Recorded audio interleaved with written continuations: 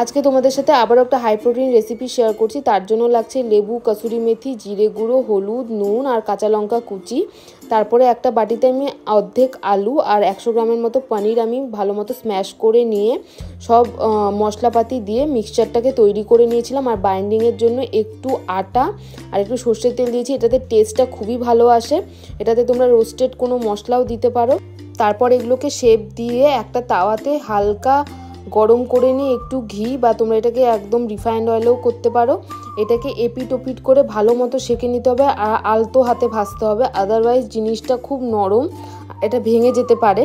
তো এটার মধ্যে আলুটা দিলে আর একটু বাইন্ডিংটা ভালো হয়। এটাতে তোমরা ছাতুও ইউজ করতে পারো। এরকম লাল লাল করে এপিট ওপিট করে সেঁকে নিলে রেডি আমাদের পনির আলুর টিক্কি।